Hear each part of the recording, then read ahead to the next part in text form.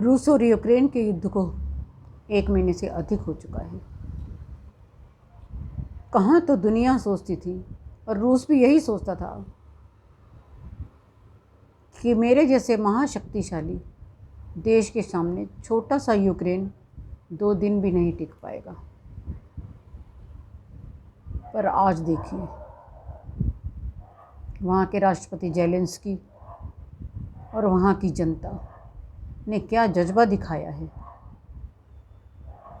मुश्किल हालातों का सामना करते हुए भी वे निहत्थे टैंकरों के आगे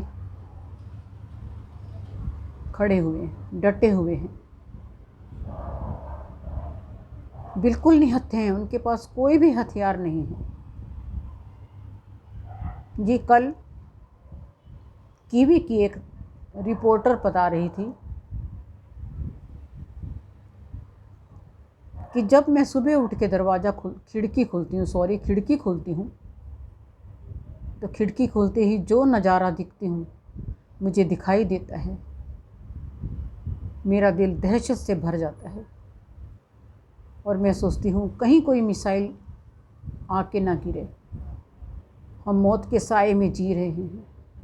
बाहर का नज़ारा ये होता है कि हज़ारों की तादाद में कारें लाइन लगाकर खड़ी होती हैं। सब लोग देश छोड़कर जा रहे हैं और बहुत से लोग तो देश छोड़कर जा भी चुके हैं। वो कहती है, मेरे दादा दादी जो बहुत ही वृद्ध हैं कहते हैं चाहे मर जाएं, अपने इसी देश की मिट्टी में ही मरेंगे, हम कहीं भी छोड़ के नहीं जाएंगे।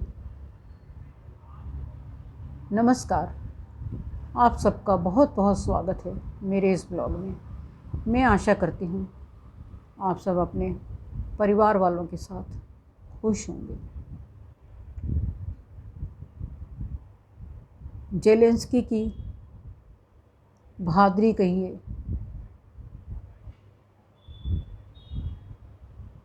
या विश्वास कहिए कि मुझे अपना देश हर हाल में बचाना है, तो देखकर बरसों पुरानी नहीं, इतिहास की एक घटना याद आ जाती है। जब महान सिकंदर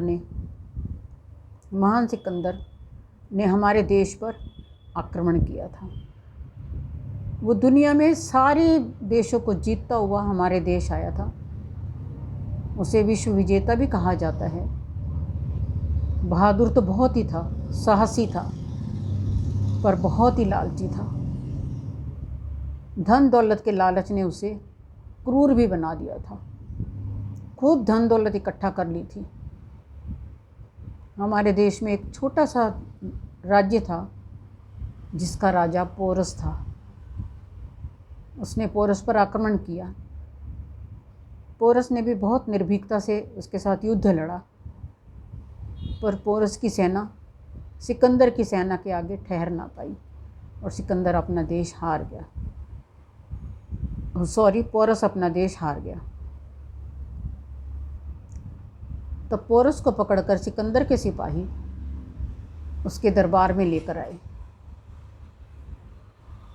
सिकंदर ने देखा वो उसी राशि ठाठ बाट से खड़ा है, शान से खड़ा है। उसके मन में कहीं भी भय नहीं है। उसके चेहरे की निडरता देखकर थोड़ी देर तो स्वयं सिकंदर भी चकरा गया और वो सोचने लगा, इस देश में ऐसे बहादुर राजा भी हैं, स्वाभिमानी राजा भी हैं। तब उसने सिकंदर से पूछा, पोरस से पूछा कि बताओ तुम्हारे साथ क्या व्यवहार किया जाए। तब पोरस ने कहा, जो एक राजा दूसरे राजा के साथ करता है वही व्यवहार मेरे साथ किया जाए। उसका ये स्वाभिमान, आत्मसम्मान देखकर सिकंदर ने उसे छोड़ दिया। आज हमें लगता है शायद ज़ेलेंस्की ही पोरस के रूप में फिर से सामने आया है। रूस जैसी महाशक्ति का सामना कर रहा है। रोज़ वहाँ की त्रासदी देखकर दिल भर आता है। और हम सब सोचते हैं कि युद्ध विराम हो जाए, ज़ेलेंस्की ही चुप हो जाए, हार जाए। पर ऐसे मसले भावुकता से नहीं मसले हल होते। ऐसे मसले राजनीति है, इसका ज्ञान तो राजनीतिज्ञों को ही हो सकता है कि किस तरह से ये मसला हल होगा।